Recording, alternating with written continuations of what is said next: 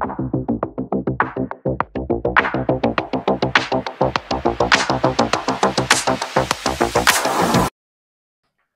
Everyone, this side Som Sharma, जो आपका फिर से स्वागत करता है आपके अपने favourite YouTube channel Som Sharma classes पे, जहां पे आपको टू द पॉइंट पढ़ाया जाता है। तो बच्चों, आज का हमारा जो टॉपिक है वो हमारा एक नेक्स्ट चैप्टर है, केमिस्ट्री का नंबर 4 चैप्टर हमारे पास आज हम पढ़ने वाले हैं, जिसका नाम है स्ट्रक्चर ऑफ एटम। ठीक है ना। तो आज हमने ये चैप्टर स्टार्ट किया है आपके रिकमेंडेशन के हिसाब से, कमेंट्स के हिसाब से कि सर चौथा चैप्टर चालू करवाइए, तो हमने उसको चालू करवा दिया है ना, स्टार्ट करवा दिया। तो जितना हो सके उतना वीडियो को अपने दोस्तों के साथ शेयर करें और चैनल को सब्सक्राइब करें, ताकि आपके पास हर नई नोटिफिकेशन सही समय पर पहुंच जाए। तो देखिए, आज हमारे पास है बच्चों स्ट्रक्चर ऑफ एटम। देखिए, हमारे पास एक नाम आया है एटम का। सर ये एटम होता क्या है? देखो, बेसिकली आपको मैं दोबारा से बता रहा हूं कि एटम क्या होता है। देखिए, हम इसको स्मॉलेस्ट यूनिट कहते हैं। देखिए, जैसे हम इसको बिल्डिंग ब्लॉक्स कहते हैं, जैसे हमारा शरीर है, ठीक है ना, ये ऑर्गन से, टिश्यू से बना है, और वो किससे बने हैं? सेल से बने हैं। यानी कि सेल जो है ना, मिल मिलकर क्या बनाते हैं? एक पूरी बॉडी को बनाते हैं। जैसे हमारे पास एक होम होता है, हाउस है, ठीक है ना। अब इसके हमारे पास देखो रूम होते हैं। रूम किससे बने? वॉल से बने। और वॉल्स किससे बनी भाई? ब्रिक से बनी। अब देखो, ये जो ब्रिक्स है ना, ये इस हाउस का, इस होम का क्या है? बिल्डिंग ब्लॉक्स हैं। यानी कि इस होम का बिल्डिंग ब्लॉक्स क्या है? ब्रिक्स हैं। और उसी प्रकार हम एटम को भी क्या कहते हैं? बिल्डिंग ब्लॉक्स कहते हैं। जो हमारे पास जितने पदार्थ है ना, वो सारे के सारे किससे बने हैं? एक एटम से बने हैं। और एटम जो होता है वो सबसे स्मॉलेस्ट यूनिट होते हैं, जो मिल मिलकर एक नई चीज का निर्माण करते हैं। यानी कि सर ये सबसे छोटा होता है, जिसको हम पावरफुल माइक्रोस्कोप से भी नहीं देख सकते, उसे हम क्या कहते हैं? एटम्स कहते हैं। It is the simplest unit of any matter. ठीक है ना, कि मैटर की सबसे छोटी इकाई को हम क्या कहते हैं? एटम कहते हैं। ठीक है, तो सभी को पता लग गया होगा कि सर एटम क्या होता है, ठीक है ना, जिसको हम फर्दर डिवाइड नहीं कर सकते। ठीक है, तो अब इस चैप्टर में हमारे पास सबसे पहले जो नाम आया है उसके बारे में हम डिस्कस करेंगे।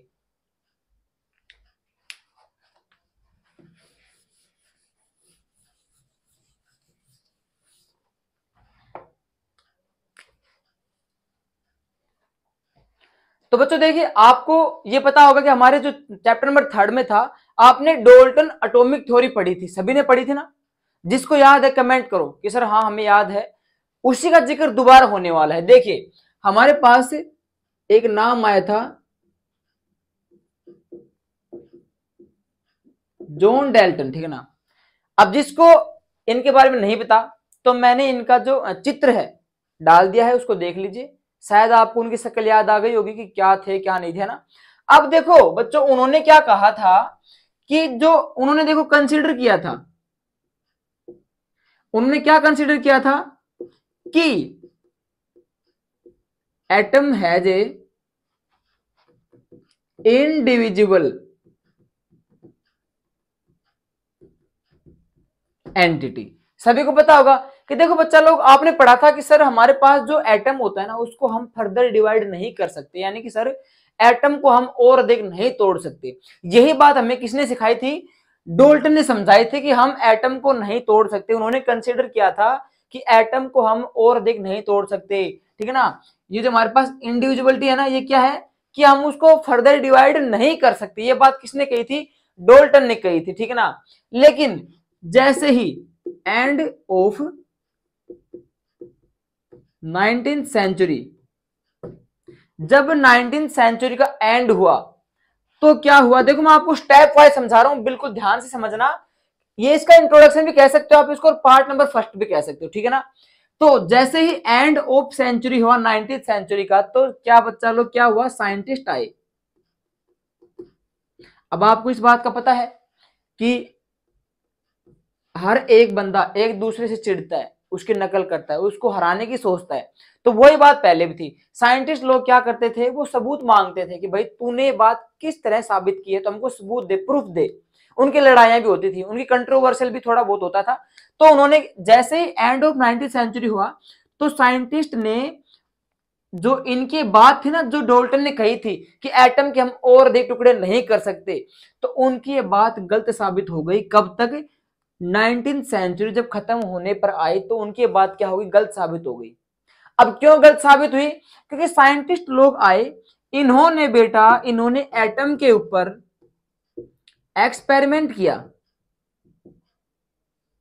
एटम के ऊपर क्या किया? इन्होंने एक्सपेरिमेंट किया। और इन्होंने एक्सपेरिमेंट करने के बाद इनको क्या मिला? इनको मिला कि एटम के पास एग्जिस्टेंस है किस चीज का? कि सर एटम के पास एग्जिस्टेंस मिला इनको। किस किस का मिला? इनको मिला इलेक्ट्रॉन, प्रोटॉन और न्यूट्रॉन का इनको एग्जिस्टेंस मिला। कि सर आपने कहा था कि एटम को हम और देख नहीं तोड़ सकते, लेकिन एटम के अंदर तो 3 चार्जेस भी हैं, इलेक्ट्रॉन, प्रोटॉन, न्यूट्रॉन। अब उन्होंने, साइंटिस्ट ने इनको क्या कहा? तीनों को, इनको उन्होंने कहा सब एटॉमिक पार्टिकल्स।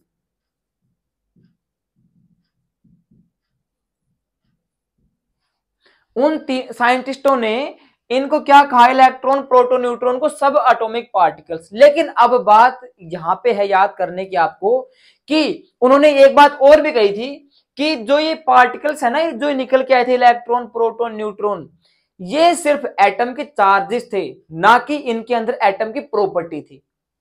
एटम की प्रॉपर्टी शो नहीं कर रहे थे, सिर्फ ये एटम के क्या थे? चार्ज थे, जिनको नाम दिया गया सब एटॉमिक पार्टिकल्स। ये बात प्रूव कर दी साइंटिस्ट ने, जो बाहर से आए थे दोबारा। यानी कि उन्होंने क्या कहा कि भाई डेल्टन ने कहा था कि आपको कि जो एटम्स है उसको हम और देख नहीं तोड़ सकते, लेकिन जैसे ही 19वीं सेंचुरी का एंड हुआ तो उनकी ये बात गलत साबित हो गई। कैसे? क्योंकि उन्होंने, साइंटिस्ट ने जो दोबारा आए, उन्होंने एक्सपेरिमेंट किया एटम के ऊपर, और उन्होंने क्या कहा कि एटम के अंदर एग्जिस्टेंस है, और भी चीजें हैं उसके अंदर जो है इलेक्ट्रॉन, प्रोटॉन, न्यूट्रॉन। तो आप एटम को छोटा नहीं कह सकते, क्योंकि उसके अंदर तो पहले 3 चीजें और हैं, जिनको हमने क्या कहा? सब एटॉमिक पार्टिकल्स का। बट यहां पे एक जो है ना चीज है यहां पर, वो याद करने योग्य क्या है? कि सिर्फ ये एटम के चार्ज हैं, ना कि इनके अंदर प्रॉपर्टी है एटम की। इनके अंदर प्रॉपर्टी नहीं है। They do not show the property of atom, only they are charges of any atom. ठीक है ना? Electron, proton, neutron. तो आज हम पढ़ने वाले हैं सिर्फ और सिर्फ इलेक्ट्रॉन के बारे में, प्रोटॉन के बारे में, न्यूट्रॉन के बारे में, यानी कि discovery of electron, discovery of proton and discovery of neutron. तो देखिए हमारे पास है डिस्कवरी ऑफ इलेक्ट्रॉन्स की। सर डिस्कवरी ऑफ इलेक्ट्रॉन्स है ना, इसने डिस्कवरी किसने की इलेक्ट्रॉन्स की? हमने अभी पढ़ा था सर कि आपने कहा है कि एटम के ऊपर साइंटिस्ट ने आविष्कार किए और उनको 3 चार्जेस वहां पे एग्जिस्ट मिले। कौन कौन से? इलेक्ट्रॉन, प्रोटॉन और न्यूट्रॉन। तो सर उनको कैसे मिले? वहां पे उन्होंने कैसे आविष्कार किए कि उनको वहां पे उनकी प्रेजेंस मिली, इलेक्ट्रॉन, प्रोटॉन, न्यूट्रॉन की? एक्सप्लेन कीजिए।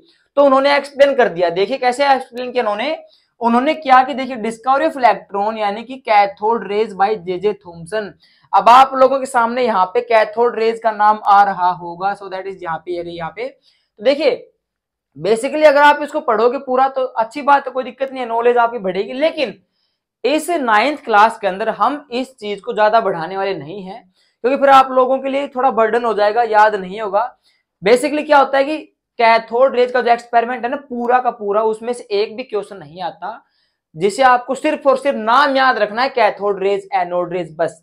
इनके अंदर आपको बारीकी से नहीं जाना है, बिल्कुल भी नहीं जाना है। आपको सिर्फ याद रखना है कैथोड रेज का आविष्कार किसने किया था, यानी कि कैथोड रेज के आविष्कार के द्वारा उन्होंने इलेक्ट्रॉन की प्रेजेंस बताई। फिर एनोड रेज हमारे पास आएगा। तो सिर्फ इनके एक्सपेरिमेंट को याद करना है, ना कि उसको अंदर जाना है, क्योंकि इसमें से एक भी आंसरिंग आपकी नहीं करनी है आपको। ठीक है? तो नॉर्मली आपको याद रखना है कि बस सर कैथोड रेज जो है बाय जे थॉमसन के द्वारा किया गया, बस यहां तक आपको याद रखना है। क्योंकि देखिए अभी मैं आपको ये कह दूं कि आपको ये भी करना है, वो भी करना है, तो आप लोग है ना थोड़े कंफ्यूज हो जाओगे, याद नहीं करोगे, आपको ये हार्ड लगेगा। लेकिन हमें इसको इजी बनाना है। हमें जबरदस्ती कोई टॉपिक याद नहीं करना जो हमें उससे कोई लेना देना ही नहीं है। 9th में उसका कोई क्वेश्चन ही नहीं आएगा, तो हमें वो याद नहीं करना है। बेसिकली हमें सिर्फ वो चीजें याद करनी है जो हमारी आने वाली हैं। ठीक है? समझ रहे हो मैं क्या कह रहा हूं? चैप्टर को बढ़ाना नहीं है, कम करना है। तो देखिए discovery of electrons bye J Thompson by the experiment cathode rays experiment. देखिए क्या था कि थॉमसन ने एक्सप्लेन कर दिया कि सर उन्हें इलेक्ट्रॉन की वहां पे प्रेजेंस कैसे मिली। तो कैसे मिली? उन्होंने कैथोड रेज का एक एक्सपेरिमेंट किया, जो सबसे बड़ा एक्सपेरिमेंट था, हमारी बुक के अंदर आपको मिल जाएगा। तो उन्होंने एक्सपेरिमेंट किया एटम्स के ऊपर, तो उस एक्सपेरिमेंट का नाम क्या था? उसका नाम था कैथोड रेज एक्सपेरिमेंट। तो वहां से उन्होंने एक्सप्लेन किया किसके बारे में? कि उनको वहां पे इलेक्ट्रॉन की प्रेजेंस मिली, एग्जिस्टेंस मिली। ठीक है, अब यहाँ पे थोड़े से फैक्ट है किसके बारे में? इलेक्ट्रॉन के बारे में, उसको हम पढ़ लेते हैं कि सर चार्ज होता है इलेक्ट्रॉन के ऊपर कितना होता है? इलेक्ट्रॉन के ऊपर चार्ज कितना होता है? देखिए -1.6 इंटू 10 रेंज पावर -90 कोलम। ठीक है ना, कोलम बेसिकली रिप्रेजेंट करता है, कोलम को ना सी, कोलम को रिप्रेजेंट करता है। ठीक है, अब मास ऑफ इलेक्ट्रॉन कितना होता है? तो देखिए 9.1 इंटू 10 रेंज पावर -31 केजी यानी किलोग्राम। कितना छोटा है, देखिए मान लो कितना कम वेट है इसके अंदर, लेकिन फिर भी एग्जिस्टेंस कर रहा है, इसके अंदर चार्ज है, देखिए बहुत छोटा है। और बेसिकली आपको पता होगा कि माइनस जितनी बड़ी संख्या होती है उतना ही वो छोटा होता है, पता है ना आपको? माइनस की संख्या जितनी बड़ी उतनी वो क्या होती है? छोटी होती है। ठीक है, जैसे ज्यादा माइनस में जाओगे उतना वो छोटा होता जाएगा। ठीक है, तो ये हमारे पास है discovery of electron. So now हम आगे बढ़ते हैं और पढ़ेंगे डिस्कवरी ऑफ प्रोटॉन। ये थोड़ा सा कंट्रोवर्शियल है, क्यों है? क्योंकि अब आपके टीचर आपको ये कहेंगे कि भाई इसका प्रोटॉन का आविष्कार जो है रदरफोर्ड ने किया था, so you can go by that. But NCERT में क्या कहती है? एनसीईआरटी में ये कहती है, जो लेटेस्ट है ना, वो हमें ये कहते हैं कि प्रोटॉन का आविष्कार किसने किया था? ई गोल्डस्टीन ने किया था। बाय किसके द्वारा? एनोड रे और कैनल रे के द्वारा, जो उनका फेमस एक्सपेरिमेंट था। ठीक है, अगर आपके टीचर आपको ये कह रहे हैं ना कि आप रदरफोर्ड को चूज करके आओगे, रदरफोर्ड इसका आंसर है, so you can go by that. But हमें एनसीईआरटी की माननी है, क्योंकि हमारी जो एनसीईआरटी है ना वो हमें नंबर दिलाती है।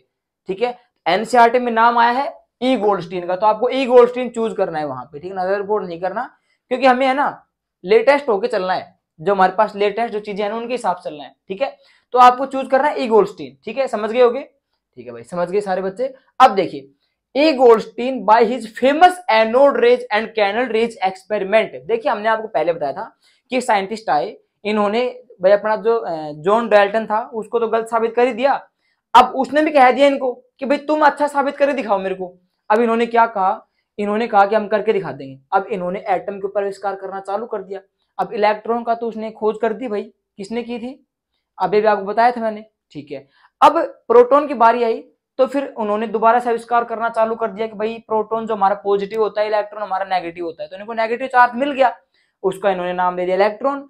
अब पॉजिटिव चार्ज मिलना चाहिए, तो फिर इन्होंने आविष्कार किया गोल्डस्टीन ने, जिनका फेमस आविष्कार था anode rays and canal raise.